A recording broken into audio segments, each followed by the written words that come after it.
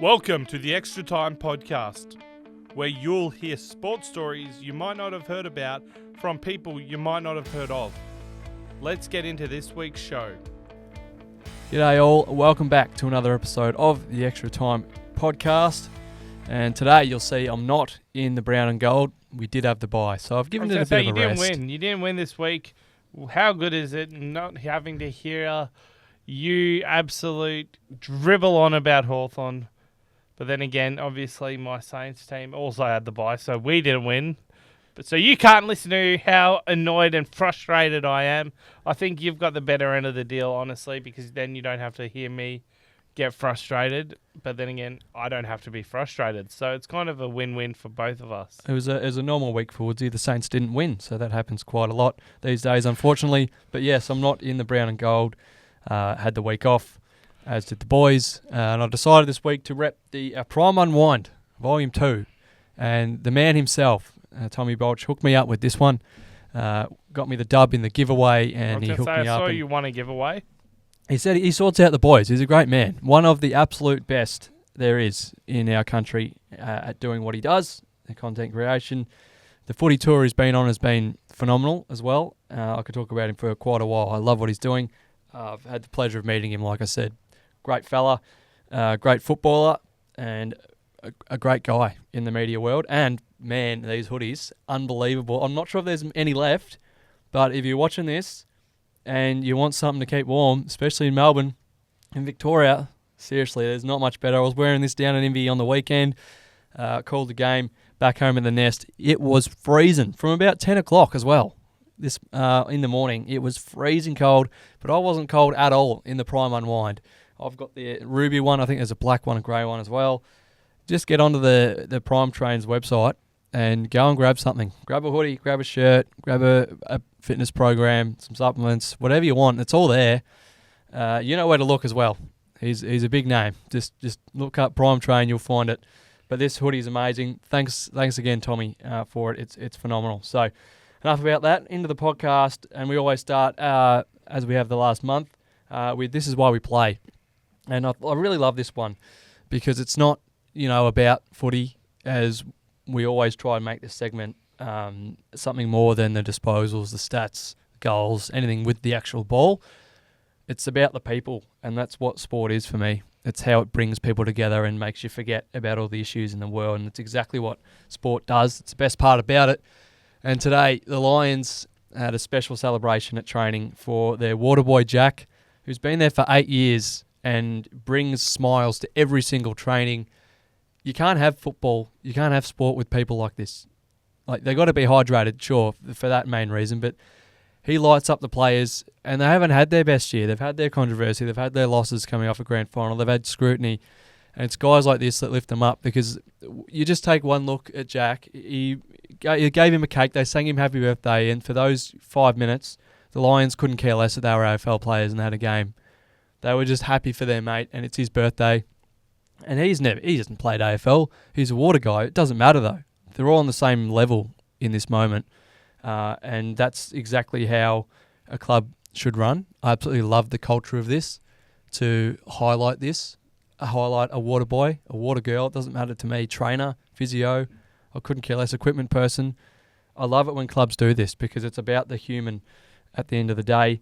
And Brisbane's just phenomenal for this. No matter how they're actually going on the field, they're highlighting this, which is amazing. And it even extends to last night. The other night I was watching AFL 360, and they had Christian Petrarca on, and he's obviously gone through a pretty traumatic injury. And Lachie Neale was also on, and they asked Lachie about what he was hearing from Christian, because he was quite emotional about what he's been through. And Christian, Lachie said, look, we're footballers, and it was a pretty brave act, and it was a pretty scary incident. But at the end of the day, we're people, and this just shows that. And for him to give that perspective on the show shows you how switched on the Lions are to it. And no wonder they've had success. They gave Jack a cake, they sang him happy birthday, and then he gave a great speech just saying how happy he is that they all rocked up for him. It means the world to him, you can see. And he just said, I'm just happy that you boys got a win on the weekend, and they all laughed, and they gave him a massive bear hug, every single one of them. And made him feel like he runs the club for a few minutes, which is exactly what it's all about, and that's why we play. So that's the one for this week, and that's off the back of round 15 in the AFL season. And the photo of the round is a pretty big one. It's news. Well, I was going I'd to say like it's to a bit start. controversial in the sense of like the photo, but I think it's more around the photo of the act, and I haven't purposely put it up just yet because let's talk about it. So, concussion we've talked about a lot on this podcast, and that's the main point of this story, why it's so controversial. We're talking about Stephen May's fine for staging. But if you take everything away and you just look at just that, and that he got a fine for staging for it, it is by far the weirdest staging I've ever seen in my life. Like 5 years ago... You watch a vision of it and you're like, oh, yeah, it's clearly like, why are you doing that? You see this photo in isolation and it's like, oh, without knowing about like it's being staged and he's playing for the free kick, it's like, oh, something's actually wrong here. But when you actually know, it's like, oh. If you showed this to me, the vision to me 5 years ago, and said, oh, you got done for staging for this, I'd be like, what? What for? Because staging 5 years ago was people flopping, like real extravagant, diving, I want you to get a tap in the back, or flipping, throwing your body. All he did was sort of move his head into the ground and hold it. But that's how far we're going. And on one hand, I absolutely love it because like the NFL is at the moment, because theirs is quite frequent, I love how far the league is going to protect heads. And I'm very sad it's taken some massive, devastating. It's massive it's moments taken in the too game. many devastating circumstances for everyone to switch on. And obviously speak of the retirements, the health issues later, all that sort of stuff. That's what it's taken. But they've finally switched on, which is a positive. I don't know, like... And they're really changing the game to change it. Obviously, the death of Danny Frawley, but I'm trying to remember, was anything before that really made a play, or was that... Not really. I think, like, that's the thing. Which is the sad part, that they should have switched onto it earlier. It's a case of you don't really know. You don't really know until stuff like that happens, and then you're like, oh...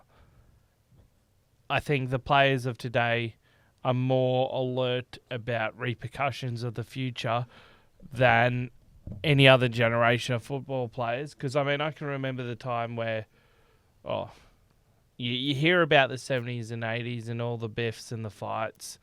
You hear about them cracking open a tinny at halftime and having a smoke, and you see the progression of like, okay, well, when smoking was discovered, it's not actually good for your health. Guess what?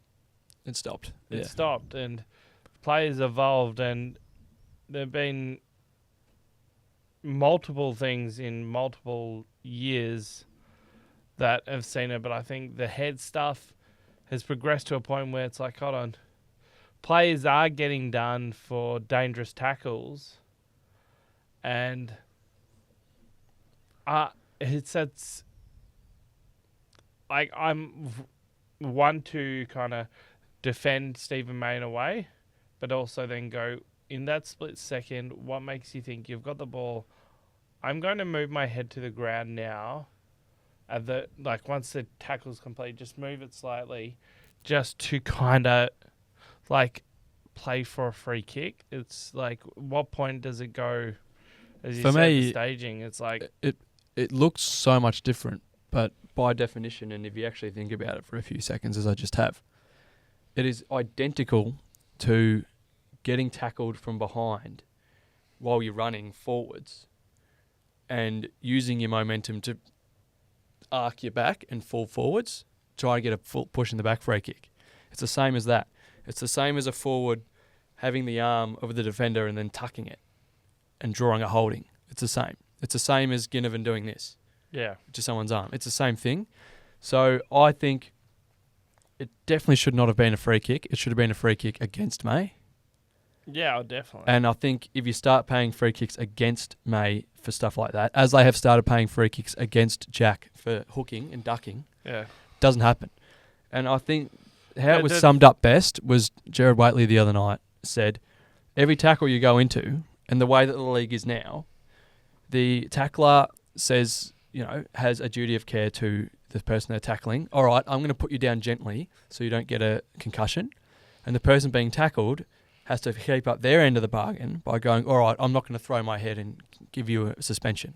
Yeah. It's an equal thing. Well, I think... And it didn't happen on this occasion. I think it was Eddie Ford who laid the tackle. In terms of what you're saying in the sense of, no, it shouldn't have been a free, well, it is all dependent on where the umpire is. If you tackle... Just say if you tackle me, right, and I know that the umpire... Yeah, it makes it even harder for the umpire. He's in the position where he's behind you, so he's observing you tackling me from behind, rather than he's in front of me where the angle is different. So I think with the amount of umpires there are in the game and the video technology, once again, I think we had this discussion. I'm not sure if it was with you or someone else, but like the video refereeing, it's like, this is what I would stamp out of it would be. It's too hard though. It's so hard for an umpire. Correct those small decisions, not the huge It's so decisions. easy to look at it in the photo and look at it in the slowed down vision. But it's so hard as an umpire in real time to look at this tackle and then go, did he move his head on purpose? Was he actually slung? Because you don't even have time to say, You got half that time to make the decision. And the worst part is that it was actually a really solid tackle from, I think it was Eddie Ford. I might be wrong there. But it was a great tackle until he hit the ground. And that's the thing where, for me, it's going to really piss me off. Because the AFL is trending, and I'm at such an impasse because, like I said before, I could not be happier about the moves they're making to protect the head. But the thing that I know is they're trending towards and might happen is people just start tackling and not taking anyone to ground ever. Yeah. And it'll just be like basketball where you're sort of wrapping up for a jump you're ball, but you're not going careful. down. Yeah. Because taking someone down in a tackle is fundamental, and you could show the photo of the Dangerfield Walsh tackle, which was the other big story from the round. When Dangerfield got offered a one-match suspension, which has actually been argued at the tribunal very well and got off from that, rightfully so. He said, look, it's just so fundamental for me. It was the first opening 30 seconds of the game. Like, what, am I meant to just hold him? Hold him up and keep him on his feet? Because if he did that, Walsh would have just dropped the footy on his boot. Yeah. And don't bend the arms, don't drive the head. He was tackling from behind. Walsh was running away. And the chief was talking about this on the couch. He was saying, you know how hard it is to just chase someone and stop their momentum if you only got one arm and you've got to keep them up? Walsh should just run away from him. It's the start of the game. They're both at 100% energy. So I think, the tackling thing is... And they are so under the pump, the AFL, trying to figure out the tackling because it's so crucial to the game. So many people are pissed off about it because there's so many different facets to tackling. Can't go high. Can't tackle them. Can't do 360s. Can't put them in the ground. It's like umpires, you don't actually get paid enough, and that's a massive call to make because everyone's hating on them this year. But they honestly don't get paid enough because it would be so hard, and because the whole crux of it is, man, we want to protect the head, but man, we want to protect our game. So what wins? Oh, it ends up in the middle and it ends up an absolute mess this is. And Steve will hate that. Everybody's been saying all week, and it's true. That's why everyone's saying it. Steve will hate watching this. Steve will be being reminded of this. Yeah. Because that's not the player he is. But it's great that it happened because everyone's talking about it now, and it's probably going to help the AFL sort of decide, all right, look, where do we want to go? Because at the moment we want half and half, but the half and half is a mess. So we've got to go to one way, but we've got to, and we're not making the decisions. We're just having a yarn about it. But, man, you don't like seeing that at all. Especially, like the stories that have been made at a club where Gus Brayshaw's been forced into retirement. They've got an award, I think, for, tough. They ran out with his helmet in opening round, and one of his best mates and toughest players is doing this. Not really a lineup, but that just shows to me the inconsistency between the AFL's want to protect the head and want to protect the game. And, I don't know what they're going to do. I think it just puts a dampener on the game as a whole. Like, for Melbourne, North Melbourne winning by 3 points, and it was the only bright light of the round. Every other game was out of 20 points. That's the thing we probably forgot to discuss as well. If I'm not mistaken, this was fourth quarter, and the Roos were coming with a bit of a surge at this point, and this was on obviously Melbourne's half back line, and it was a big tackle made by the Roos, and they had all the momentum. Melbourne didn't score in that fourth quarter, so maybe Steve made that decision. But anyway, that was one of the great games of the round. I think it was the only good game of the round when you look at the scores. Well, No other game was within 20 points. Well, I'm not a big scores decide how good the game is guy. I watched a few of them. They were really exciting. I thought it was another short and sharp round of footy, obviously with a fair few buys, but 16 I thought it was the buy, so 3 games sensational. short. Yeah, I thought it was great. Good to see another few games closer than we thought. Obviously, the North one we've discussed, but the West Coast Eagles got quite close to the Bombers again, a lot closer than what people thought. And it was a big trip for them without their, big star and all the rest of it. Maybe they would have won if they gave my boy Hutch more than 8 minutes on the field, but he did all right. Got a couple of disposals and tackles, but we'll see what happens in the future there. But yeah, it was good to see a few of those games closer. I think the biggest... To recap, I was going to say the biggest talking point for Friday night was the Battle of the Headbands. How many do you reckon there was? I don't know, but it was apparently... I didn't watch close enough. This was one trivia that I thought about doing, but I thought, you know what? I'm not going to do it. But there were quite a few from both Geelong and Carlton. I think the legends over at UAS used to say AFL Stats put a graphic up about it the other day, just highlighting the people that wear the headbands in the league. And yeah, there is quite a lot. But that's sort of the way that the Geelong Cats are. It's sort of, you're sort of near Torquay, a bit surfy. Even the boys from the city sort of rock them. They've got a lot of blonde headband wearers, and I don't mind that at all because we used to have that back in my day playing at Inverloch Conway. And we always got to, called the surfy bogans, and we didn't mind it because we looked good, we played good. So, unfortunately, the Cats didn't play very well, but they did come up against who I think is strongly, without a single doubt, a top 3 team in the competition and will be for the rest of the year. I called, I think, in our halfway episode, when we made our predictions, I called them to make the grand final. I think that is really certain. I think they'll definitely make a prelim. Talking about the Blues, everyone said it was a complete performance on the weekend. That's a really good way to describe it. As he always does these days, Jacob Wiedering gave the Hawk an absolute bath. Yes, Tom Hawk was injured. We wish him all the best. Hopefully he gets back. Hopefully it's not the end for him. But he couldn't get near it. Even Jezza Cameron, who's taken the mickey out of the Blues the last few times, he can get near it in the first half. The midfield was incredible. I don't know if I've included the photo, but Walsh and Cripps had something like 80 disposals between them or something incredible, and a couple goals, clearances galore. And that's not even the biggest story out of the Blues win. It's Tom De Koning is genuinely a shout to be the best ruck in this comp. He wins the tap. And yes, he was playing against his brother who'd never played there. But he wins taps. He's been doing it for a month. Wins the footy on ground level. Clears the footy. Runs and defends. Like, not many ruckmen run and defend. And I saw a highlight where he was running to the half-back line, gassed.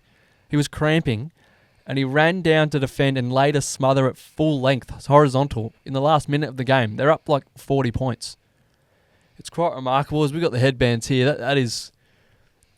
And sometimes, I think Geelong, sometimes my boy Shankuth Jath wears one as well. I think Geelong should just have a mandate now where if you want to play for us, you got to don a headband at least once. Big Sammy De Koning's got the double headband on there as well.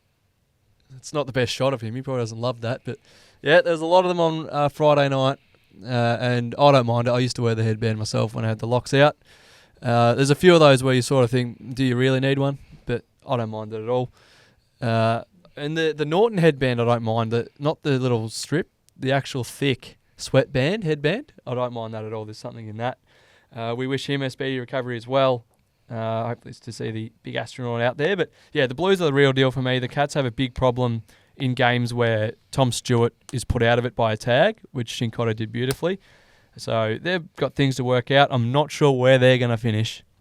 I'd back them in, and I did when we made our predictions because Scotty's a great mind. But there's a couple of big things they need to fix. Maybe they don't make the finals, and that would be really crazy to say after the start they had. Another team with a good start that have put it in the bin is Port Adelaide, and seriously, they can just get I'm not going to say it, but in the bin. Just get in the bin. I'm sick of them. Sick of watching them, sick of hearing about them, sick of people saying, yep, they're going to actually push through this year, they're going to win a final. Spare me. Put them in the bin. I'd rather watch North Melbourne 10 times than watch Port these days. Unbelievable waste of potential. But anyway, they got absolutely bloodbathed by the Lions, who really took it personally when we both put an X through them and said they're done. Too many injuries, can't win the flag. I might take the X off. Stay tuned. Because, boy, they have found something. They are pretty healthy. They're still going to get even more healthy with Will Ashcroft coming back. And they just play that scintillating footy that they were playing last year. They're very potent up forward. Logan Morris, the rising star last week, is a serious find. And I call him a find because he wasn't meant to play his first game. He got called in about 10 minutes to go. He had a Big Mac or whatever it was from Macca's, and he rolled in with boots that were too small and all that, but he's killing it. So Brisbane handed it to them at the Adelaide Oval as well. That is just so embarrassing. And I know that Ken and the team got sort of booed off. I hate seeing that. But you would be so frustrated. I mean, they sing Never Tear Us Apart before the game, then they got absolutely ripped to shreds. How embarrassing. Anyway, I'm glad I'm not them.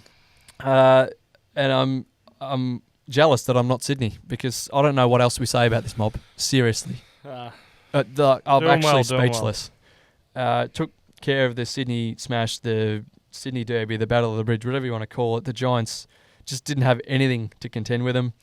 Loved seeing North get close. They basically had the game lost. They were down by whatever it was, 4 or 5 goals at three-quarter time. Held Melbourne scoreless in the last and got within 3 points. And if it wasn't for a few, key defensive plays, especially by, I think, with the young Brown fella on debut, the sub, running down Brown, yep. Running down the big Suv on the wing. I don't know why the big Suv was trying to run, take a bounce. That's not your game. But either way, the little, about half his size, Kynan Brown, took him in both hands and basically won the game for them with that tackle, which was huge. But North got close, and I've saw a stat that they're actually top 3 in pressure the last couple of weeks, which has come from nowhere. That win in the West really gave them heaps of confidence. I love it. I just love that they're scrapping away. It's how Hawthorn started their turnaround this year.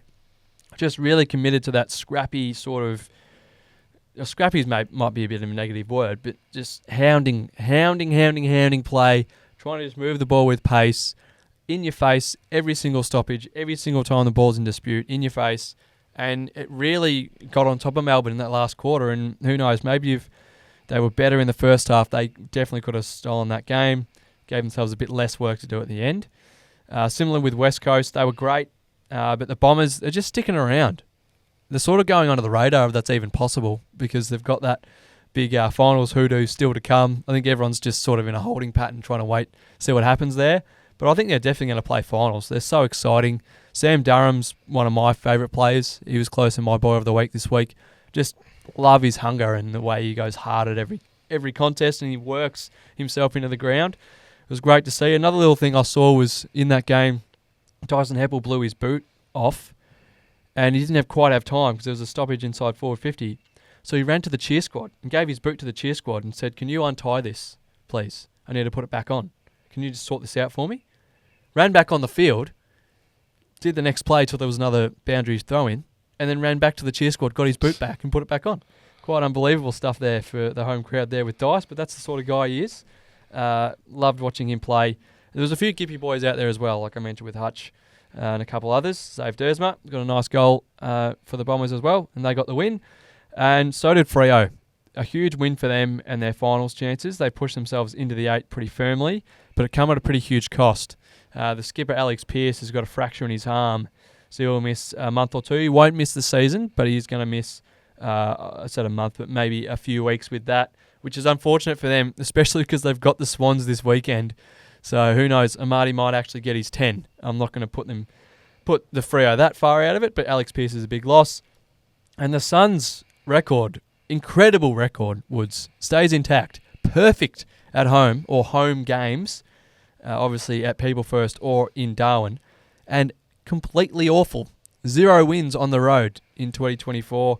Unfortunately for that streak and people that want that streak to stay intact for the rest of the year, they've got big games at home and games against pretty, I don't want to say bad, but a lot of lower teams to finish the season, such as I think North Melbourne, Richmond. I don't want to say your Saints are bad, Woods, but they're not quite as good as the other places they've been going. And they've got Collingwood this weekend at home in a sold-out People First, which is going to be a belter. And, of course, it's on Saturday afternoon, not Saturday night. Love it when the AFL does that. Either way, it's time to get to my boy of the week. And no Hawks this week, so I had to actually go and search. It was weird. I didn't have any replays to watch, never any game to watch, really, and I didn't actually see this game. So I went and watched the crucial parts of it, and it's the Swans and Giants game. So everyone's like, oh, Errol Gordon. No, I don't want any of that. I don't care about his numbers. I don't care about that he won that medal. Give me James Rowbottom. Just a paddle bum. And I think this quote is perfect to sum it up. You're a fan of the Rowbottomy, are you? I'm a huge fan of him, and I'm actually I'm really annoyed with myself because we haven't brought him up, and we've talked about Sydney as everyone has for the whole season, like 15 rounds now. Because last year I remember talking about him and how crucial he is, and when you actually sit back and think about it, it's like when you go up to the top of a mountain, there's a massive view, and you just sit back, and the more you look at it, you're like, oh wow. This is the Sydney midfield for me. So you look at it, and like when you get to the top, you think, oh yeah, you look at that, oh, there's the oceans down there, that's cool. That's the big three. Everyone just thinks about the big three. But then you look a bit wider, you go, oh, Taylor Adams, he's a gun. Oh, James Rowbottom, he's a gun. Ollie Florent can run through there. Oh, Luke Parker's not even getting a gig. Oh wait, who's on the sidelines? Callum Mills. Like there's been such a long time since I've seen a deeper midfield. It is remarkable. And then they've got an All-Australian chance in Brodie Grundy in the ruck. And then, you've got the luxury of throwing an excitement machine like Tom Papley in there for a few minutes. Justin McInerney can go through there. He's played everywhere this year. This why they're so good. But for me, this season, it's come to light more than ever how important it is to not have a tagger. And yes, he did pay a lot of attention to Tom Green on the weekend. You can call it a tag if you want. But the importance of a defensive midfielder, the bloke that puts his nose over it and sets the game up for the big three, for the outsiders. With Hawthorn, it's Connor Nash. With the Bulldogs, it's probably the easiest to see. It's Tom Liberatore. And, Jack Viney. Like, these guys might not be pretty, might not give you 25 and a goal each week, might not take 3 bounces, it's 800 metres gained. But they'll win you, and this is a stat that I really hate that isn't available and pumped up. Like ground ball gets in traffic. Ground ball gets at stoppage. Who gets that first ball when it's tapped down? Who gets that hit out? Who go and fights for that ball? Who lays the tackle to bobble the ball out? Because I would put great money on almost every time, or the way more majority than the others, it's James Rowbottom at Sydney. And he's done it, he's led them in tackles for years. He's always been the one leading them in tackles. Because someone's got to do that. And it's not a knock on Heaney, Gordon, Warner, because that's not their game. They don't have to do that. Because Rowbottom's doing that, they can do all the flashy stuff. Because Connor Nash is doing it, shutting down someone, winning the ball, winning the hard ball for the Hawks, Will Day and the others can go and get the outside footy, the Warple, all of those guys. Bontempelli can get so much ball because Lib is doing the same thing. If your team doesn't have a good defensive mid, a good hard-nosed midfielder like James Rowbottom, Connor Nash, Libar, I could go on. You're no good. You're no good. So, it's so important. Like George Hewitt does it pretty well for Carlton. Obviously, Paddy Cripps gets his inside ball, but just remarkable. And I think for me, this, like I said before, this quote just epitomises it. And it's the bottom bit for me. He absolutely epitomises what it means to be a blood. 100% it does. And all the other trio is going to get all the plaudits, all the applause, all the medals, everything this year. Jim's probably going to get nothing.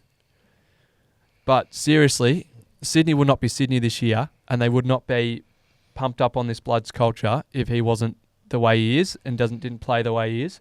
And I think he's the sort of player that if they are to win the flag this year and they sit down and they have the post-match with a few beers, Horse will go straight to him and say, you did this for us. You built this for us, Rowie. So I love that. He's a deserved boy of the week this week. And not just because there was no Hawks. He was probably going to be up there regardless. But speaking, of important people, I think you said you had a I've got no idea what you've got to bring here. Now, this is not me. Hawks haven't played, but we were discussing it, and we were discussing how you've been on an absolute tear. You've worn your Hawks gear all the time for the past few weeks. You've won. You've been up and about. It was roughly around when you played us was the first time you started wearing your colours. And I saw this graphic here from afl.com.au from opening round 7 ladder, and then round 8, round 16 ladder. And I was very impressed. I was trying to look for your team round 9 to 14, but I couldn't find them. So I'll check it up here.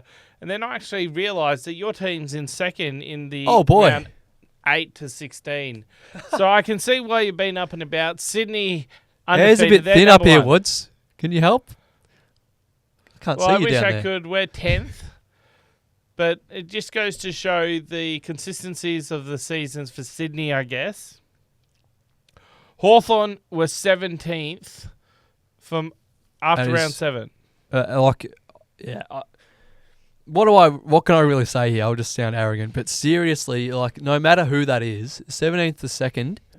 But that's just in that. Has anyone? There's 2 blocks of. Has anyone seen anything or done anything like that? Like everyone talks about Carlton and Jetty as the end of last year, but 17th to 2nd, 15 places, Woods. I'll go the reverse of the Hawthorn right now.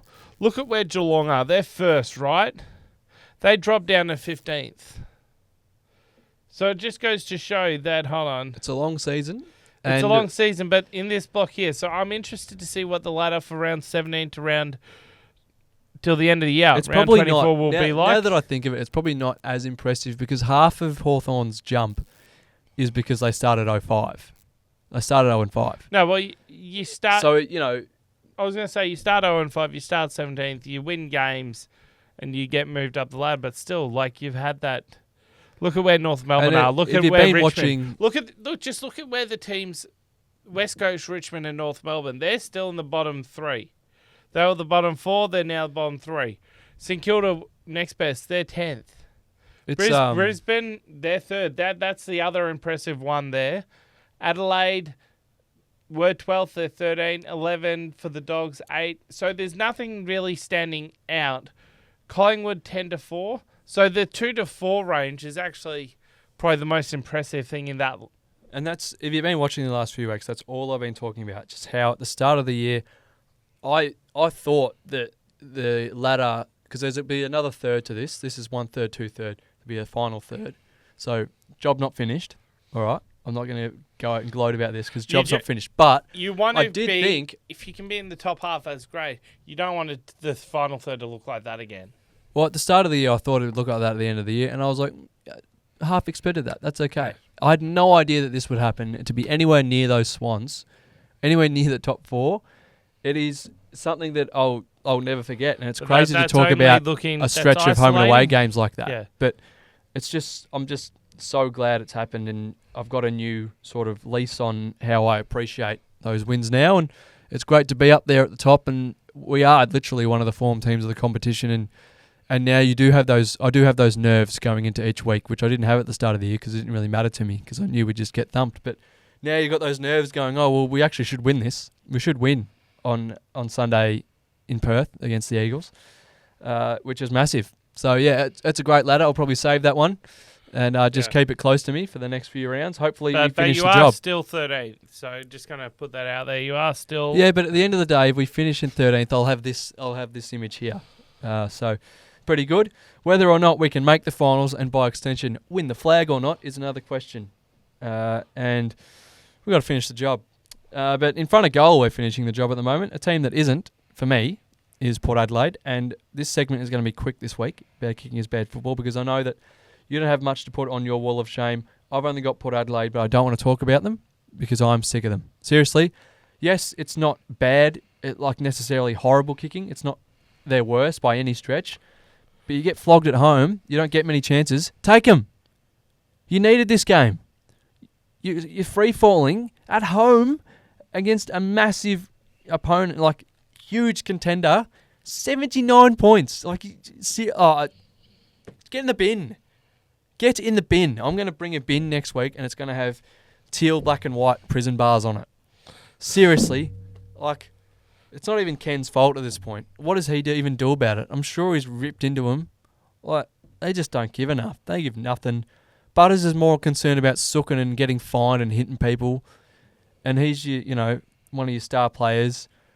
Rosie, haven't heard about him since he come back. He's meant to be his inspirational superstar captain. Hopeless. Just clangers everywhere. 10-13, an easy bad kicking is bad football win, but just get in the bin. I don't want to talk about him anymore. Well, Boxy, I know you've got to think about Port Adelaide, but I'm not going to put them in the wall of shame this week. I feel like everybody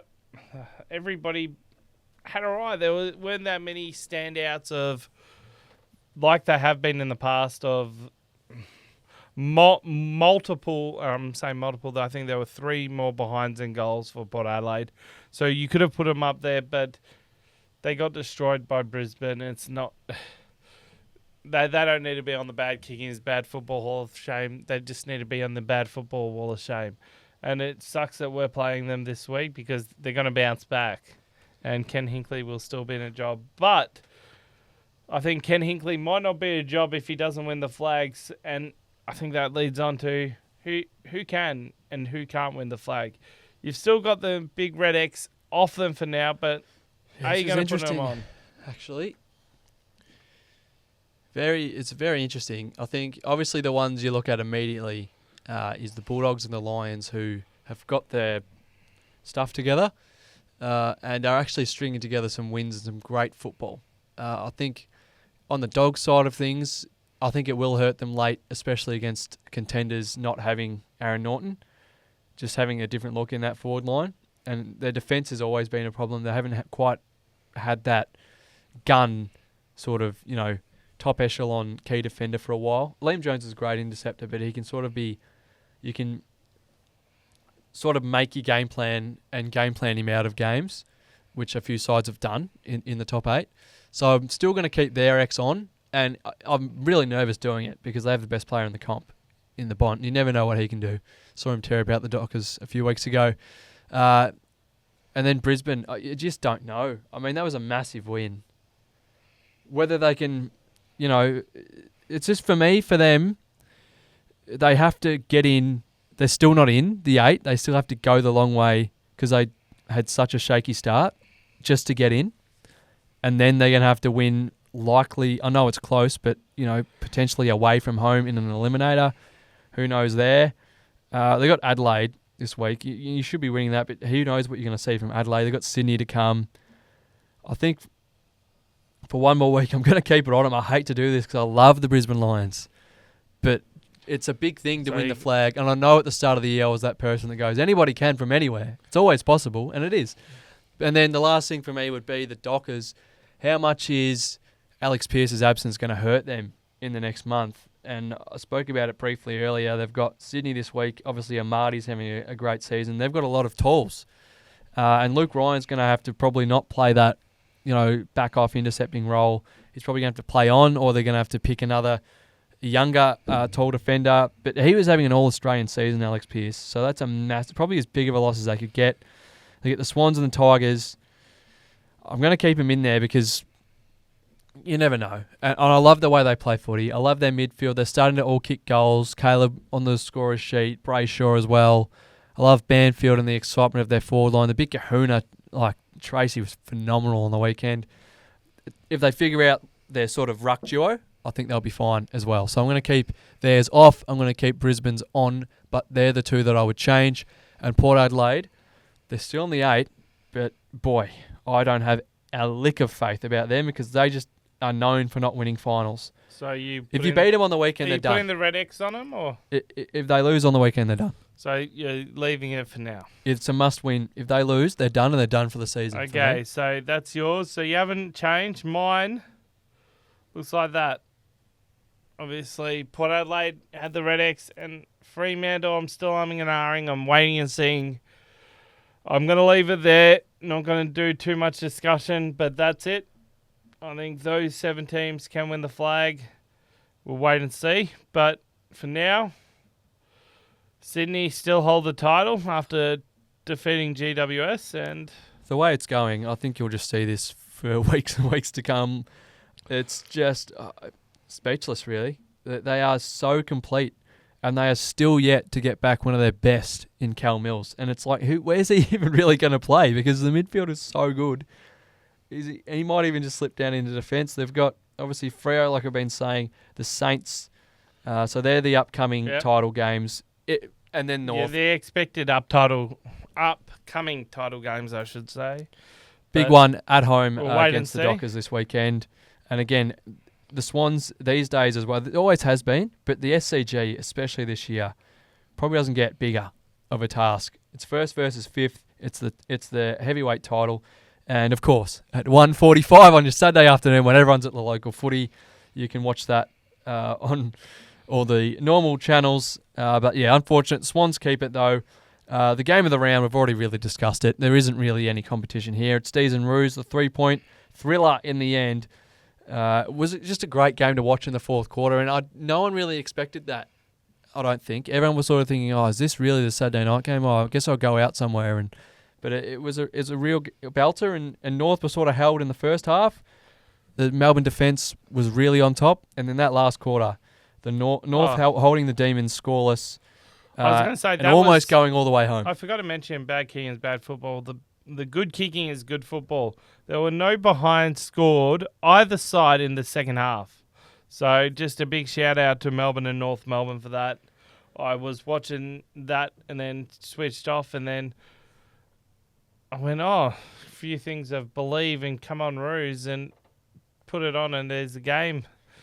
It was game on, and yeah. It's so exciting when a team that just comes would back. be excused in their position just sort of roll over and go, oh, it's happening again. When it's so exciting when they get up and go, you know what, we're going to give this a shake. And then they get so close.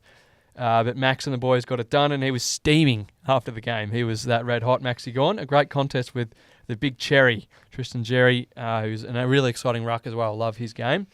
But that's it for footy this week. Take in round 16. It starts with Brisbane and Melbourne, which is huge for both sides, because the way it's looking at the moment, the 8 might only be big enough for one of them. It's at the Gabba on Friday night.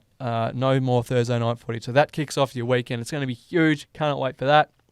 The Roos and the Bulldogs at Marvel. And at the same time, which I don't really like at all, this is obviously where the Thursday night game slots in, Sydney and Freo. So both games at 1:45, which means if you do want to watch that, and if you're not at the local footy, you're going to have to double screen there, which is so annoying. But anyway, not going to complain too much It's about not Hawthorn, about so the you're right. about the fixturing, because I never do that. Love the fixturing. Anyway, Gold Coast at People First against the Pies, and Gold Coast are the best team in the comp when they're at home, and they host the Pies, which are a great travelling team, and that'll be a sold-out People First, which will be absolutely massive at 4:30 on Saturday Arvo. The Crows and the Giants at Adelaide Oval is your Saturday night fixture number 1, and that's going to be massive as well, because you don't know what you're going to get from either side. They both play exciting footy. I'll have my eyeballs stuck to that one. And the Cats and the Bombers in the country game. I can't wait for that as well. This is something else I forgot to mention, and I forgot to get a picture of, but Geelong and Essendon. Geelong are wearing a country football game jumper with all the local clubs in some design on the hoop, and then their specific local club underneath the AFL logo. So be very awesome as to see. As a country bloke myself, I absolutely love it. And I wasn't the biggest fan of the teams they selected when this game came in, because I'm not a massive fan of either of them. But I absolutely love the initiative, and it's so good because I get really passionate and frustrated because country footy is so important to the AFL. Like some of the, not only like does it provide play, like it's so important, and city people don't understand. You don't understand, Woods, but I love it. I'm passionate about it. I love that they're getting some recognition, and that jumper is going to be phenomenal. And all of those clubs, it's only going to be about a centimetre of your colours on the jumper, but the Cats are running out in a part of your jumper, and they're representing their region. And I love when clubs do that, represent where they actually come from, and represent the country, which is as big of a part of the AFL as the city is. So it's going to be a great one at the MCG on Saturday night at 7:30. 7th versus 3rd, the Bombers as it stands. Then it's your Saints hosting Port Adelaide in what we reckon, or what you reckon will be a big bounce-back game for them. But I think the Saints could get it done. They're a wounded dog at the moment, Port Adelaide, so you never know how that one will go. Fast deck at Marvel. Who knows? And then it's a rematch of the classic round 1 contest between the Tigers and the Blues. I don't want to go the early query here, Woods, but I think it might be an absolute bloodbath there for the Tigs. They're not playing great footy at the moment, unfortunately, and the Blues are playing the best in the comp, or the second best in the comp. And then the game of the round, it's the West Coast Eagles And the returning $18 million man, Harley Reid, $18 million, they reckon he'll be offered. Unbelievable stuff. Host My Hawks, $18 million. All for a kid to get tagged out of the game and by an Irishman. Connor Nash will probably go to him, even if he is in the midfield and doing that much damage. Who knows? I think he'll be raring to get back. I saw him a few weeks ago at the Vic Country game, taking it in, watching his partner Yasmin's little brother Willem, obviously the last Dersma to come into the league, playing as an bottom major there. But anyway, I digress. Yeah, they're a different beast over in the West. They fill that stadium and they love watching their superstar, the $18 million man. So it'll be a massive game. We'll be watching that one on Sunday afternoon. But we've just got that photo, Woods, of the country jumper. And yeah, it's phenomenal. The strip of the local team. I must say though, seeing the St Kilda logo on a Geelong jumper is very weird. So would that be potentially the players' local club? Maybe? It is. So That's amazing. each player has a different club that they represented. I know the Irish fellas have the Gaelic football team. So it'll be very interesting to see. As you can see down here, it's like these jumper designs of each of the Geelong represented players. And I know for a fact that if you go to the store, you can actually pick a player and have their logo, have their junior club on your retail jumper. So I think that's another pretty cool thing. Absolutely love that. Every club should be doing it. It's just phenomenal. Love it. Heaps. But like I said before, it is actually time to stop the chat about footy where it's at right now, because we're jetting off to the West Indies where it is horrible news, really. Not too much else to say about it. I'll be quick about this. The Aussies were putrid. Far from what we were expecting them to play like, far from what they were playing like on that streak coming into this World Cup off the back of the last one, last year in India. They're out officially, out of the tournament before the semis for the second time in a row after we hosted it and we failed to make the finals, which was embarrassing enough. And now we've gone and done it again over in the West Indies. They look dominant in the pool stages against the teams that really aren't up to our level. Against England, sure, that's a great win, but they weren't in form at all. Now they are. We let them in. Hopefully they win just to rub it in, because their fate was in our hands earlier. And look, there's heaps of stuff you could say about it. You could say, was Fraser McGurk robbed of it? Should he have been given a spot opening the batting? He probably would have batted more aggressively than David Warner. Sure, that's all great in hindsight now. Maybe they should not have rested Stark for that Afghanistan game, because he got belted in his second over against India, which we see here, which is clinical. You can say all that. That's fine. But I think the players, do they have too much control over their selection, over the way that the team trains, is treated? Was it wrong to choose Mitch Marsh? Are they a bit laid back under Ronnie McDonald? Who knows? They'll review it and they'll come out with their findings from it. But I don't think they should let this slide. I'm actually quite pressed about this. I'm really annoyed and I'm pissed off. And we said it before the tournament took off. We're like, semi-final is the bottom of the benchmark. Like, we want to be making this final. And at the time, and it's always the way as Australians, but we say that because of that last World Cup, we won 11 in a row. We won the Cup off India on their home turf in the bigger tournament that is a one-day World Cup. But we'd won all the trophies there was last year. It's the same group, so that's what we expected. So not only have we been let down... the expectation though there, and you mentioned the bigger World Cup, and then you mentioned this one, and I'm like, I'm not making excuses, but I'm there going, the tactics are different. This is more of a home run derby style cricket where you have to be on from the get-go, and if you're not on, you get punished a lot more. And obviously Australia were. The 50 over game, there's ebbs and flows in it a lot more. 50 overs is a long time. There's a lot more tactics. You can't just go out and smash it all the time, because if you get out, then what? There's a lot. It's one of those things where I'm going, Are Australia actually... We've never been good at T20. We won that one we've won in the one, Middle East, which was... But we've never been, historically, take that out of the equation. Well, We've it's never, a we've Mickey never Mouse done format well. We've anyway. never done well in T20. Mickey Mouse format anyway. No, well, Not that's what I'm even- saying. It's a home run derby style cricket where you have to be switched on, you have to play. You don't even have to be switched on. Like, there's Like- Americans hitting 10 sixes. Like, it's all just... But they've got the baseball background. Like, that's where I'm going, okay, well... I don't want to sound like, you know, we're talking down the achievements that some teams, nations made. But I feel like... No, what we're trying to say is Australia's awful at the I'll format. rephrase it, is that other countries are great at the tactics required for T20. And Australia have not been able to acclimatise and get over the fact that it's not one-day cricket, it's not test cricket, it's its own beast. I think they And have, if you can... but they're just awful at it. We haven't been able to have consistent success. Like, you look at Afghanistan, they've been able to rise, but you look at the players that they've got. Rashid Khan, for example, he's played Big Bash. He understands he understands. I think that's half the problem. I think the Big Bash is awful. I think it's been awful for the last 4 years. I don't even watch it anymore. I haven't watched it. It's not supplying to us what it needs. I agree. I haven't watched it for years because of it hasn't had that flair. It hasn't had that appeal to it.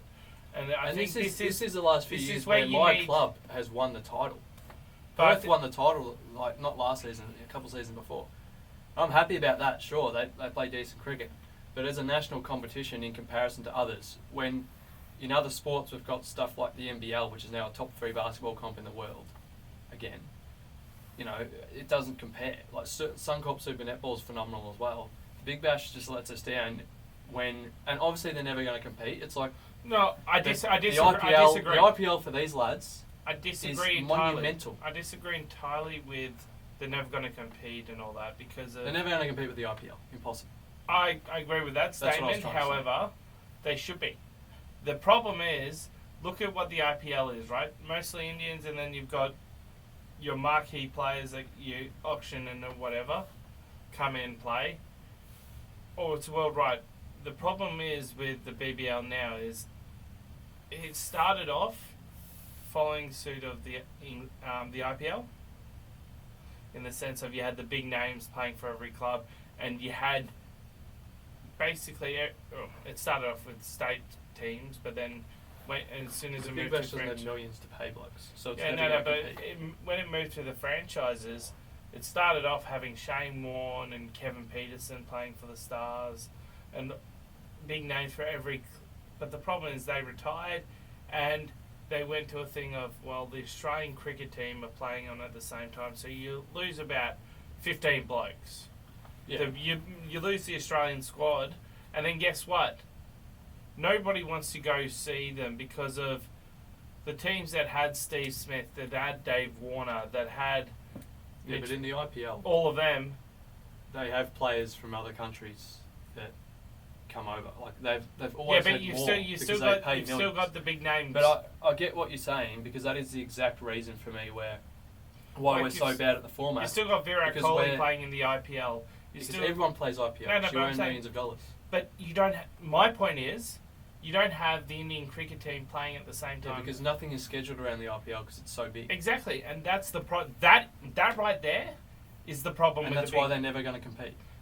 that right there is the problem with the Big Bash League is because of they schedule it for too long and they schedule it to compete with the national team playing. They can't schedule it any other time though. But because the pitches aren't the weather. no, and no, the but I'm pitches saying and they conditions. schedule it. They should schedule it to be January, February, have all the tests played. November, December, Sydney being the last test. Guess what? January, February. End of February, you have the final. You have January, February is Big Bash time, Yeah. and you something don't could have do. national cricket in January and February after the Sydney Test. You That's- might have say one day, but you have all the summer cricket for international November, December, January. Halfway through January, guess what? Big Bash starts. Shortened season, mid-January to end of Feb. Bang. Solved it right there in the sense of not conflicting with the national team. That to me is the biggest problem when you come to World Cups and all that. Yeah. Is these guys are playing 2 formats all the time rather than But T20 what specialists. I'll say to that is India's best players here, half of that T20 team probably don't play in the whites at all. Kohli does, Rohit does, Jadeja. Yeah. How much of the Bumrah. Australian T20 team does? Almost all. So what I just Apart from the guys that won't be there, right? no. So, you're right, what I yes. just said. Yeah. What I And that just is said. the fundamental reason why we're no good, because we're so good with the red ball. Yeah. Because So we then, play so much Test if cricket. we did the But big I don't bash, hate that No. personally. So this, I'm going to give a I personal don't opinion. hate that and we I'm play going to too give. much Test. I'm going to give what I think will actually happen, what is good for Australia. So my personal opinion is, as pissed off as I am because we're awful at T20 cricket, I couldn't actually care less. Because I'm happy if our guys don't play any T20 cricket, don't play the Big Bash. If we're winning Test championship trophies, I could not care less about T20. But I want us to be the best Test nation in the I- world. I disagree. Now that's to my an that's my ex- personal I opinion. disagree to an extent What I think because would of, be good for Australia I'm hoping what is you to say. go with your idea, because Test cricket's dying. No, well, And I T20 agree. cricket is I going to agree be the with cricket Test that everyone championship. plays. I want to win the because Ashes. all countries, so many more countries play T20 cricket because it's so Yeah. accessible. So Australia's going to have to get better at it, I think, in No, the future. the way because to Test do is it, dying. the and way it's to gonna do be more it of is to this. get a specialised T20 squad. The problem is we're so focused on having, you must play all three formats. I'd much rather You have don't- a it's not. I'd It's, much if rather you have are a if you are the Test. best players, you have to. Yeah, but You can't not have Pat Cummins. Yeah, no, but I'm saying I'd much rather have a Test team, right, which is the best Test cricketers, a one-day team, which is the best one-day cricketers, and a T20 team, which is the best T20 players. Now, you might have some overlap. You might have Mitch Marsh, Pat Cummins, three or two of the teams. Well, we've got that now because Smith and Labuschagne don't play. Yeah, they but used to.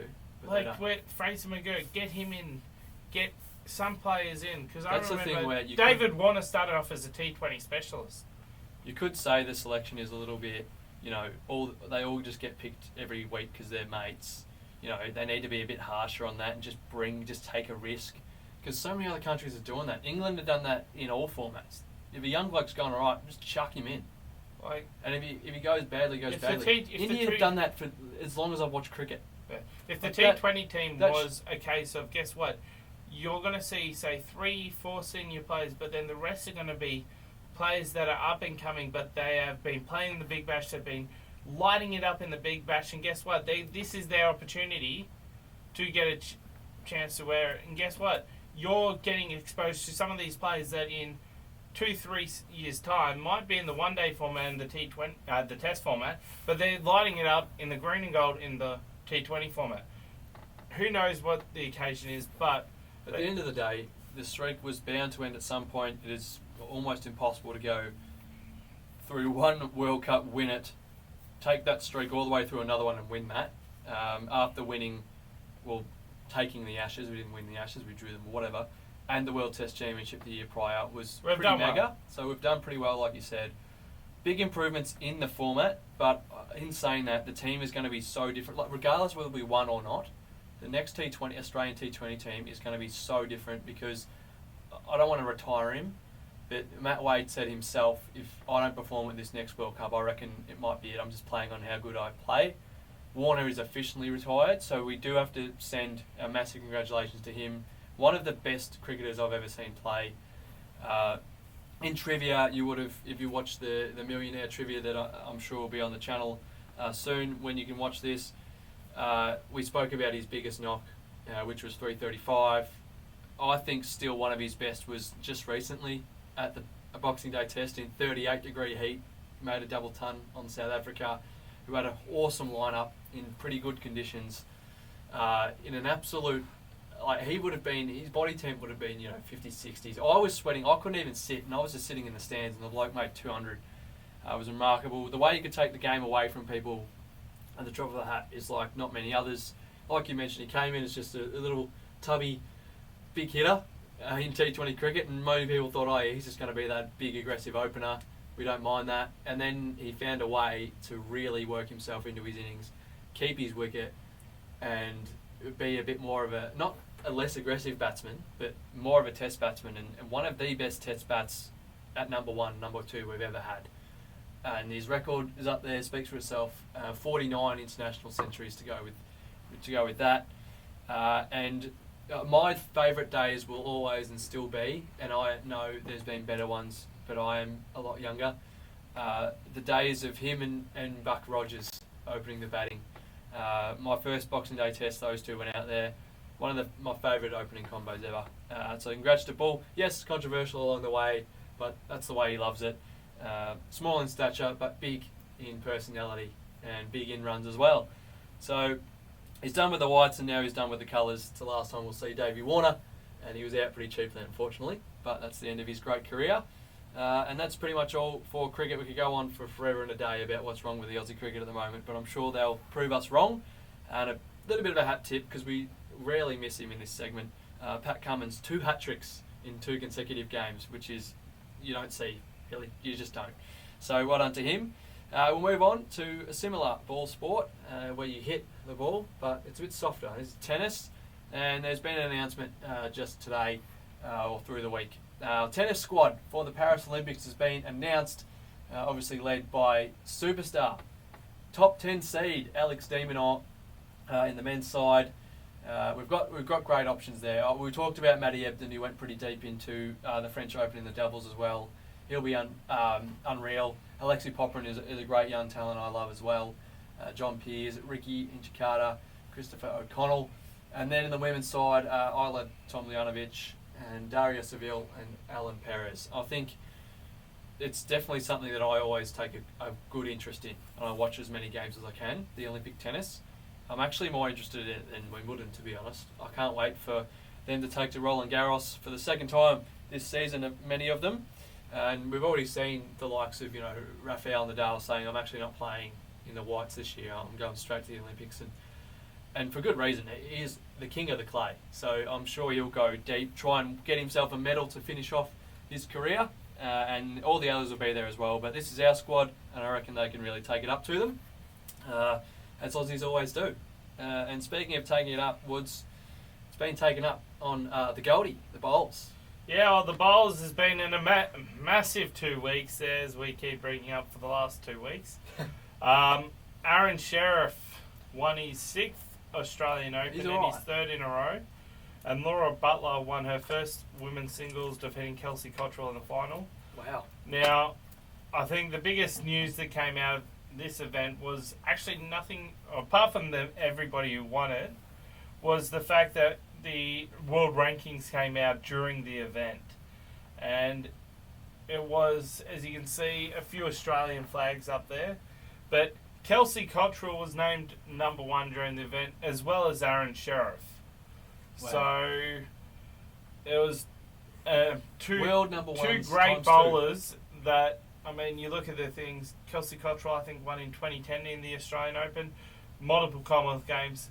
Aaron Sheriff has won 6, including the last 3, but multiple Commonwealth Games. I'm pretty sure he's retired from the Commonwealth Games. I might be wrong on that, but there are a few Australians, as you can see, in the top 10. There are the 3. There's Aaron Sheriff, Corey Wedlock, and Aaron Wilson, as well as Carl Healy, Sheldon Bargary Howley, and Ben Twist to round off the top 20.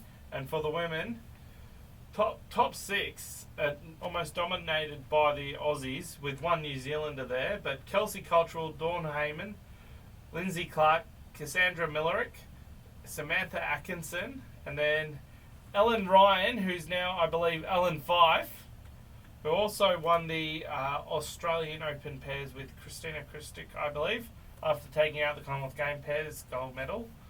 And then we go to 18 is Christina Christic, and Natasha Van Eldyk is to round off the top 20. So a lot of Australian presence in the top 20 of each of the men and women. But Aaron Sheriff. Two weeks of bowls. Big congratulations to the winners, and well done to everybody who played in it. It is a great format, and I know a few Blackburn players that played in it. Shout out to the Spices, Kathleen and her son Arnold.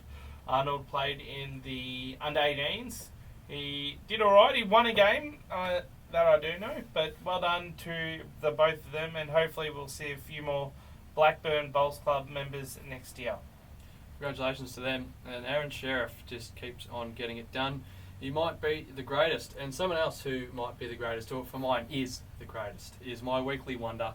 Aussies around the ground this week. Didn't have to go too far around the grounds. It's right here at home. Lauren Jackson, the GOAT, just averaging lazy 35 points per game in the NBL 1. An absolute lock for the Olympic squad, if you ask me. It's just phenomenal numbers. At 43 years of age, Woods, if you don't mind, just getting it done. And she's my weekly wonder this week because not only was this great to see between two of the GOATs with Sue Bird, who is phenomenal in her own right over in the US, had a great career, just one of the best really, but giving LJ some love. But LJ herself, for the second time this season, just dropped a 50-piece nugget. Just a smooth 50 points, if you don't mind. And like I said, averaging just under 35 points per game and 15.5 rebounds as well for her squad there. And at the moment, they're just going beautifully. She's playing for the Albury-Wodonga Bandits, and she dropped 50 the other night, and they absolutely tore apart Sutherland, 119-64. Nearly a 60-point win in a basketball game. A deserved weekly wonder, Lauren Jackson. I cannot wait to see her in action for the Opals because that is a certainty, Woods. You have to take the GOAT. I don't care if she's 43. I don't care if she thinks she's a little bit slower, a little bit injured. I know this isn't the highest competition of basketball in the world, but NBL 1 is a great comp. It's not a walk in the park, and she's dropping 35 a game and 250 pieces. Get her in. She is the greatest, so well done to Lauren, and she'll just keep getting it done. There's no doubt about that. And hopefully, again, in the green and gold, she can get it done. As much as she'll say she's probably past it. The stats don't lie, unfortunately, Woods. Sticking with basketball, the NBA draft, as you watch it, would have taken place over the last few days, but we're speaking before it happened, and we are wishing my man Johnny Furphy. I'll be drinking Furphy's this weekend because he's looking at going in the first round. The sharpshooter out of Kansas, the Jayhawks. He's had a great season as well. He can shoot the ball, which is, you could say, rare for Aussies at the moment. There's not too many that are known shooters. A lot of them are known playmakers, that's for sure. But Furphy, another one of those young guys that's been bred in the Steph Curry era and just likes to jack it up. So he's looking at going in the first round. And a former Next star, a former NBL star, he isn't Aussie, he's French, but Alex Sarr is in conversations to go pick 1. So we'll see what happens there, and you will know what happens, so you can correct me when you watch this. But they're just a couple from our shores in the running. Alex Duques from St Mary's College as well, Josh Bannon from the Brisbane Bullets, Tyler Robertson, a few other Aussies in the running, and a few Next stars as well, like I mentioned, you would have seen in the NBL. Obviously, Big Alex, who played with the Wildcats, Bobby Clintman as well, played with the Taipans, AJ Johnson with the Hawks, Trenton Flowers, of course, with the Sixers, and Ariel Hookporty, my boy, from Melbourne United. I really hope he gets picked up somewhere throughout the draft, the big fella. But that's all in terms of Australians and NBL stars that you would see, hopefully, in this draft. We'll stay tuned there, see what happens. We'll go with a full update next week and tell you which ones got their names called. But all the best to our boy Johnny and the rest. And just staying with the NBA really quick, our boy Josh Giddey is the first name read off the trade board in this off-season. He's been traded to the Chicago Bulls for Alex Caruso in just a straight swap. So it's a little bit of a win for both. OKC looking for a bit more experience potentially with Alex Caruso. He also played for their current coach Mike Daigneault in the Summer League or the G League as well. And Josh was informed, apparently, allegedly, that he was going to come off the bench. He did got benched in the playoffs. Wasn't a real fan of that, so he's gone to Chicago to try and make sure he gets the starting job. He'll be out there alongside, hopefully, the recovering Lonzo Ball in the red, white and black. So I'll have to get a Giddey Bulls jersey to update my kit there. So all the best to Josh. I might get around that if it's red, white and black. You just might. Something that brought a smile to my face was on the weekend, the Spanish Grand Prix F1. It was a great race. Fortunately, our boy OP finished 7th. He just didn't quite really ever have the pace that we saw his teammate Lando Norris have. Norris ended up fighting for the win, and if it wasn't for his mistake at the start of the race, he had a slow start. He started from pole after taking taking out qualifying by a couple hundredths over Max Verstappen, but the Brit couldn't quite start well enough, and that cost him in the end. And in the same car, Oscar just couldn't find that pace, finished in 7th. And unfortunately, after scoring his first points of the season in Canada, our boy Danny Ricciardo couldn't keep that streak going. They bought upgrades to the RB car, but they actually made them worse. They were very, very slow in qualifying, they were very slow in practice, and they weren't quite quick enough to pass too many cars on race day, and Daniel Ricciardo finished in 15th. So hopefully he can bounce back. It was the first race of a triple header, Woods. So this weekend is the Austrian Grand Prix. Hopefully Danny Rick can get back on board there. But put it up. He's done it again. I got the hat on today as well, the Monaco Red Bull Max Verstappen hat, and he has actually released a Dutch helmet. It's all orange, and he's won his first race in the Dutch orange helmet. He has taken it out. Max Verstappen, another race win. I think it's his 7th already on the year, still leading the championship, and he wins where he had his first win in Spain as well. And I think I heard on the call on the weekend, he took the lead in the Spanish Grand Prix a few years ago, obviously in 2022. He has not given the lead up in the championship once since then. He has led the championship since this time in 2022. So he's held the lead for 2 years. And obviously everyone starts at 0 every year, Woods. So that's quite an achievement for my boy. Got the hat on today. I accidentally bought 2 of these, so if anyone wants one, $50. But great to see Max win again. And obviously just great to see so many Aussies, as I sort of forget to say, around the world doing such great things in sport. I always have plenty to talk about on this segment, as is the greatness of our country. Let us know if you have anything else that we've missed every week, and we'll make sure we give it a bit of a run. But something else, the last thing in this segment, which I can't forget, is a sport that a lot of people usually do forget, and it is a sport of darts. And the Darts World Championships were on over the last week, and our boy Lorenzo, you don't see too much of him on the podcast because he is the one that makes this thing happen. He runs the show from behind the scenes, but I'm pretty pumped to welcome him in, and he's got a lot to say about the Darts World Championships, as he's a keen follower. He is of darts, so good to have him in. Well, first of all, thank you for hijacking the podcast very briefly, Boxy. But this has been you started talking about the T20 Cricket World Cup, but this is the World Cup of the weekend. You call it the World Championships, that's at the end of the year over the Christmas period. This is the World Cup of darts, organised by the Professional Darts Corporation. So just quickly for background, for those who don't follow me in social media and aren't used to me just rambling about this, especially on the site formerly called Twitter, since those World Championships back over the Christmas period, thanks in large part to one 16, now 17-year-old named Luke Littler. This has been the sport that I've been focused on for, been watching, well, it was the Premier League that was on, which Littler won.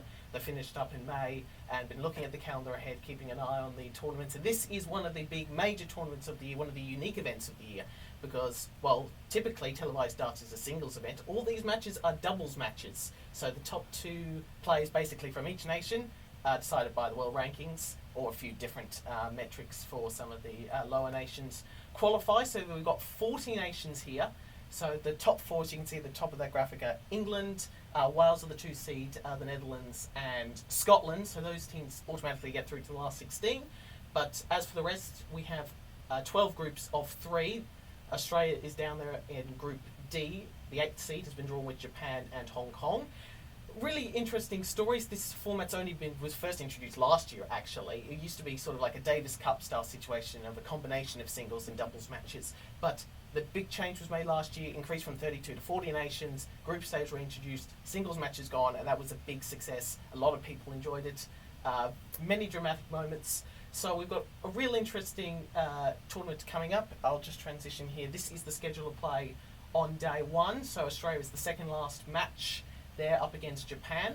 So these are the matches on day 1. So by the time this podcast is done, actually, the group stage, I believe, should be finished. So this will be Friday morning, 3 o'clock Australian time, I think the coverage starts. So we've got 12 matches, best of 7 legs, which is a relatively short format. So the matches are quick and fast. The winners of these matches will play... There's 3 teams in each group. So if we take Australia, for example, they're in Group D. They've got Japan. The loser of that match will play Hong Kong in the afternoon session of day 2. The winner plays Hong Kong in the evening session on day 2, which makes sure that the last match has something to play for, basically. It could be a straight for that last 16 spot, or a bit of that, and also it might come down to leg difference would be the tiebreaker there if each team wins one match. So that's that. Let me just find. These are. Whoops. Yep, I've got them. These are our Australian pair, and they are former winners in this event back in 2022, which was the last year of that previous format. On the left, Simon Whitlock, 2010 World Championship finalist, lost to Phil Taylor, 7-3. And on the right is the big name, the world number 11 currently, and number 4 just based on ranking events this year, Damon Heta. These two won the event. They beat Wales in the final a couple of years ago in Frankfurt, which is where this tournament is taking place. Whitlock slid down the rankings a little bit, but Heta has really, as I wrote, hopefully it should be up by the time this podcast goes out for extra time. He burst onto the scenes in 2019 and has just steadily grown up and up the ranks. He got to the semi-final of the UK Open, which was the first major event, first major ranked event of the season, got all the way there. He beat Littler in a classic match in the quarterfinals, lost to eventual champion Dimitri Vandenberg, who'll be representing Belgium. In this event, they're drawn in Group A with Singapore and someone else, I can't remember exactly. But so the winners, so the 12 group winners will join the 4 seeded nations. They'll do a random draw to see who plays who in the knockout stages. The second round matches will take place on, it should be Sunday our time, and then Sunday evening, Monday morning will be quarter semi and final for the chance to do this. Australia made it to the quarterfinals last time around, 2023. It's been an annual event since 2012. Before they were knocked out by Belgium. Wales are the defending champions. England are the 1 seeds and the short price favourites, but they actually haven't won the event since 2016. They haven't won it since the great Phil Taylor last represented his country in that event. He wasn't there in 2017 and he retired at the start of 2018.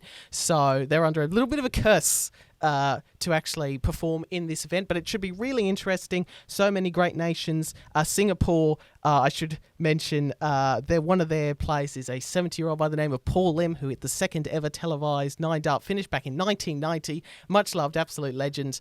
So really interesting event that will be taking place over the weekend, and great to see a couple of Australians doing well. Heta has really risen up the ranks. We'll be looking to hopefully get into a Premier League spot next year. And Whitlock, who has been a regular for Australia in this tournament since it began in 2010, got to the final in 2012, was much a deserved winner when they won that tournament back in 2022, Boxy. So this is the big World Cup event of the weekend, and you can catch it on Fox Sports, and KO have all the televised darts. The next big event that comes after that is the match play, and Heta will be there, so we'll keep an eye on how well he does there. And great to have Lorenzo in there talking about our awesome Aussies in the sport as well, doing brilliant things. But other people doing brilliant things is down locally, Woods, and we can't ever forget about this. And something we will never forget. You will never forget. Yeah, well, it happened early. The local legend this week, bit close to my home. I've been pumping it up, and after training last Thursday, basically was like, if the jumper arrives, I might give a game this week. Jumper arrived on Friday, so the local legend this week, I'm going to be a bit biased, but I know you've got another local legend, so it's alright. But the local legend, there we go, in the Masala kit, Masala Dandenong, Tiggs, number 66. So the reveal, Masala, this is the second.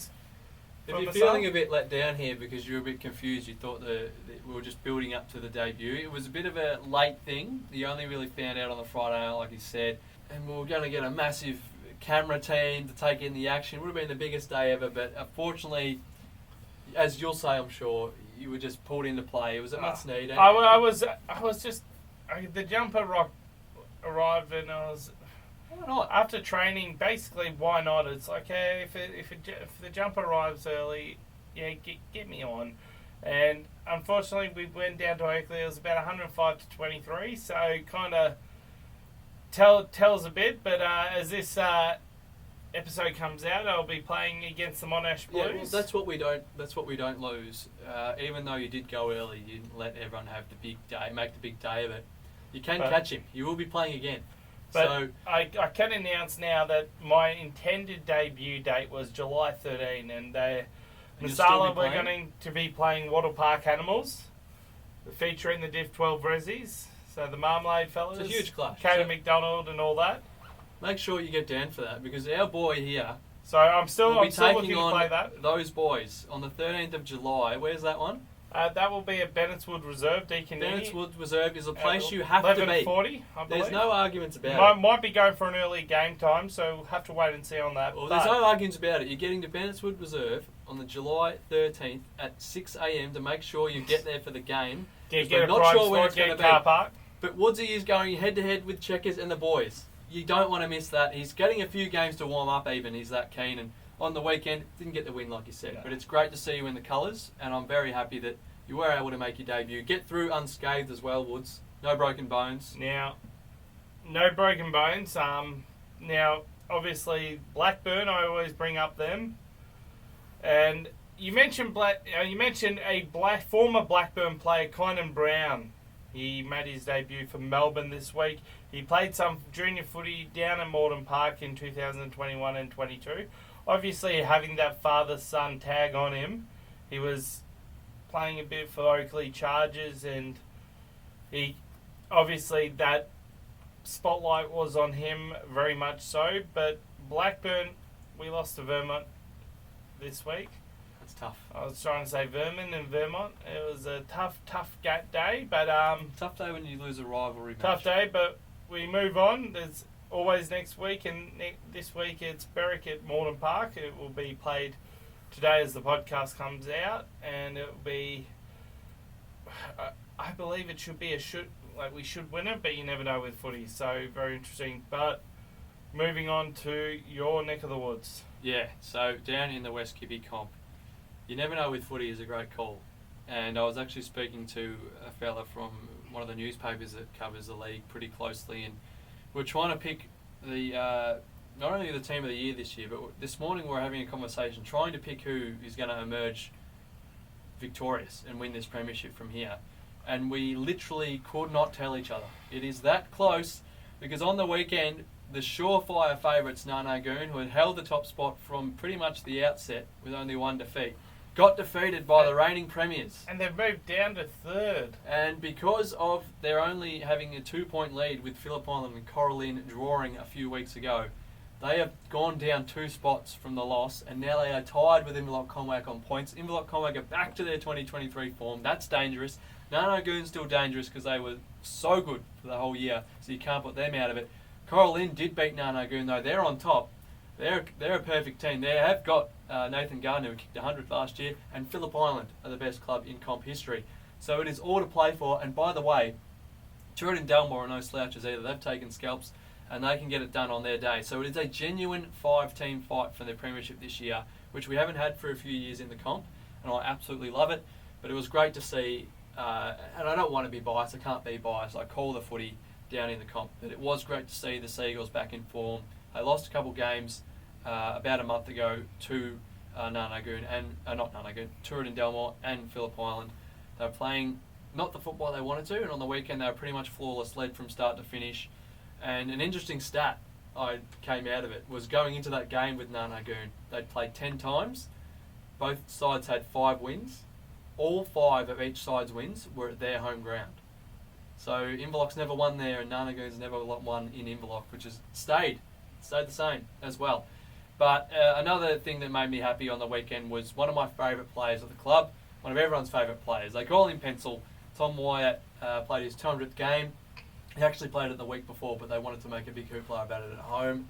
So we celebrated on the weekend. I was lucky enough to be able to make the banner, which he ran through. It broke, which was even better. That's all you want from a banner, for it to break, and people don't, clothesline themselves trying to run through it. Broke all good. He ran through it with his little girls, and then one of his teammates completely ran over one of his little girls on the way through, which wasn't great. But Pencil kicked a goal, brought the absolute house down. He's a genuine utility. Played across the wing, but he's played across defence the last year, and he's a sensational forward. A lot of my time growing up at the footy club watching the seniors, Pencil was a big forward and one of the best. Former captain as well, and clearly beloved, as you can see here, getting chaired off or half chaired off. The boys were a bit knackered, didn't go fully on the shoulders, and then we were actually lucky enough to interview him And the whole family came over across the other side of the ground to come over and listen to the interview, which you don't always see. But that's how big of a family emphasis there is at the club. And a great win there. I think it was about 18 points in the end, 20 points to win to Inverloch Conwack. A massive for their season. And like I said before, changes are plenty at the top. There's about 8 rounds left, and it's all to play for. This weekend we're down at Corumburra calling their game against Darlston. A couple of teams looking for another win on their tally. Corumburra has one. I think Darlston has a couple, maybe only one themselves. And then we have the bye. And the week after that, it is Shane Mumford, Isaac Smith, and Bunyip taking on Garfield. So make sure you're down to that one on the 13th of July. Bit of a rivalry here, whether you go and watch former AFL players or you prefer the more entertaining Mark Woods v Marmalade. You can make that decision and make it across this next week. That's all from us this week. Like and subscribe for more, and we'll be with you for another episode next week. Until then, enjoy.